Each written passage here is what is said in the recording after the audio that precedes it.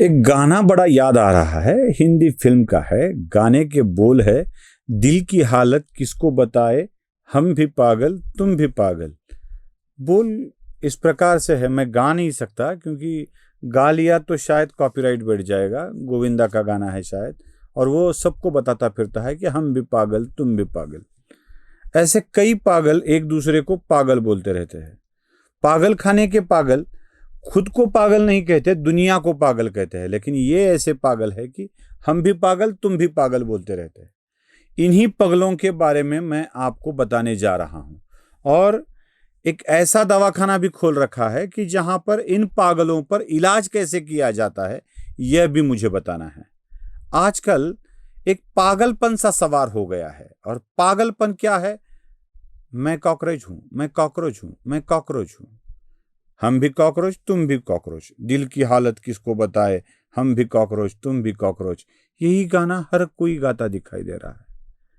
ये कोरोना से भी भयंकर बीमारी हो गई है। अकेले भारत में लगभग 3-4 दिन के अंदर, अभी 10 दिन के अंदर 1.5 करोड़ कॉकरोच पाए गए। 1.5 करोड़ कॉकरोच।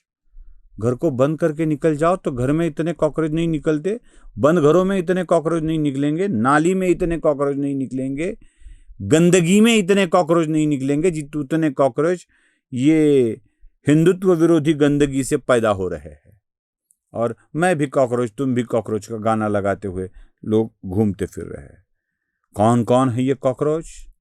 इन कॉकरोचों का सामना तो करना पड़ेगा भाई। वो यूपी में काबा, जिंदगी है झंड बा, फिर भी है घमंड बा, ये गाने गाने वाली नेहा सिंह ठाकुर याद है आपको? वो भी खुद को कॉकरोच बोल रही है, कॉकरोचों की तरफदारी करते हुए दिखाई दे रही है। सुन लीजिए। कॉकरोच जनता पार्टी बनने के बाद से सिस्टम के सारे दीमक डरे हुए हैं। तैयार हो जाओ दीमकों, देश को बहुत खा लिया तुमने, अब कॉकरोच तुम्हें खाएंगे और देश को खोखला होने से बचाएंगे। युवाओं को कीड़ा समझने की ये गलती सरकार को बहुत भारी पड़ने वाली है। अजी इतना ही नहीं, वो आम आदमी पार्टी के नेता अपनी पार्टी को किसी काम की न समझते हुए, क्योंकि ये जो कॉकरोच पार्टी का नेता है ना, हमारे छत्रपति संभाजीनगर वाला, ये कहता रहता है कि देश में कोई भी विपक्ष काम नहीं कर रहा है, अच्छा काम नहीं कर रहा है, इसलिए हमें कॉकरोच पार्टी निकालनी पड़ी, और ये कॉकरोच पार्टी काम करने वाली है। तो मनीष सिसोदिया की पार्टी भी नालायक पार्टी है, ये खुले तौर पे कह रहा था। फिर भी मनीष सिसोदिया को लगता है मैं भी कॉकरोच तुम भी कॉकरोच। मनीष सिसोदिया का सुन लीजिए। जनता पार्टी वालों ने धमाल मचा रखा है, छाए हुए टीम में एडमिशन तक के। एक भी क्रोकोडाइल को जेल हुई? क्रोकोडाइल ऐश करते हैं परीक्षा लीक करा करा के। कॉकरोच तो बोलेंगे ना। रेंट बढ़ गया, EMI बढ़ गई, सैलरीज नहीं बढ़ रही, क्रोकोडाइल ऐश करते हैं, कॉकरोच तो बोलेंगे ना। तो ये सिर्फ सोशल मीडिया पे नहीं, इन क्रोकोडाइल्स को ठीक करने के लिए कॉकरोचेस की ये जनता पार्टी कुछ ना कुछ तो करेगी, और मैं इनके साथ हूं क्योंकि मैं भी कॉकरोच हूं। भाई, महाराष्ट्र की अंजलि दमानिया, महाराष्ट्र की मेधा पाटकर कहेंगे उन्हें, जो हर वक्त हर किसी मामले में अपनी टांग अड़ाती रहती है। हर कोई मामला, किसी भी मामले में वो बोलती रहती है। उनको भी लगा मैं भी कॉकरोच। उनके मुख से सुन लीजिए। हो, मी पण जुरळ आहे, कारण मी पण एक ऍक्टिव्हिस्ट आहे आणि मी पण प्रश्न विचारते आणि विचारत राहणार, आणि मी झुरळ आहे याचा मला हो, मी पण जुरळ आहे, कारण मी पण एक ऍक्टिव्हिस्ट आहे आणि मी पण प्रश्न विचारते आणि विचारत राहणार, आणि मी झुरळ आहे याचा मला सुना।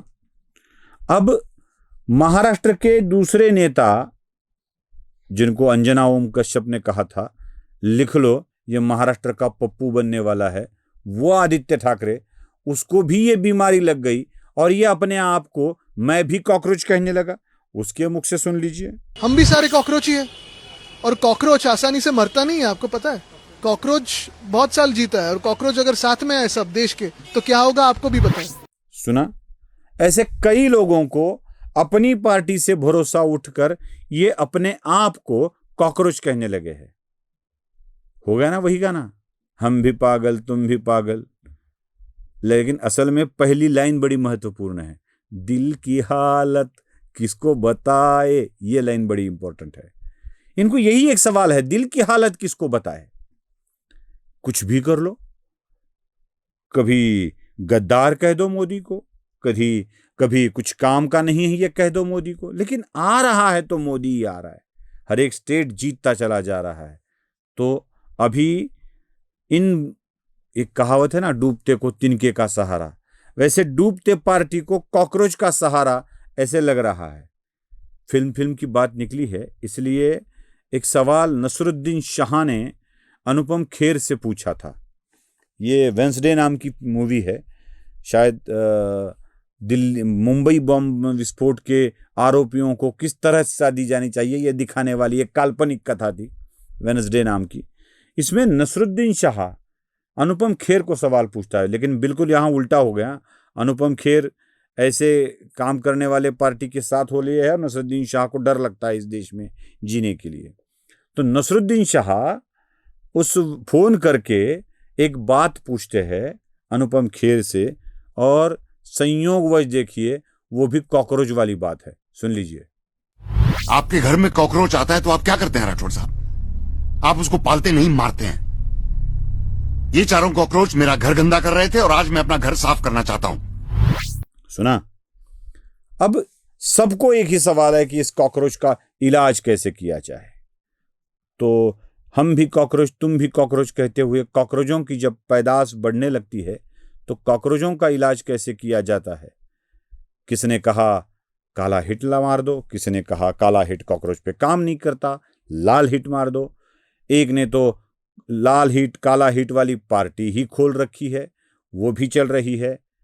ऐसी कोई जरूरत नहीं है, कोई जरूरत नहीं है। ये काम छोटी छोटी चींटियां कर सकती है, छोटी छोटी चींटियां।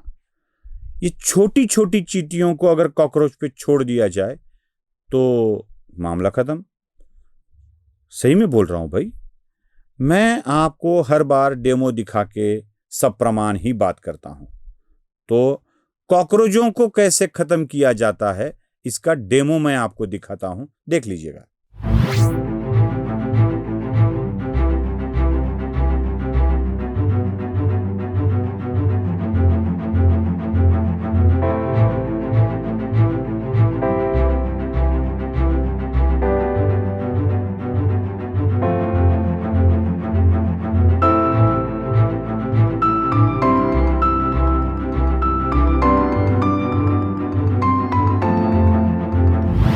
देखा, फिल्म की बात चल रही है ना, इसलिए वो 3 इडियट्स वाला डेमो दिखाने वाली बात भी याद आ गई।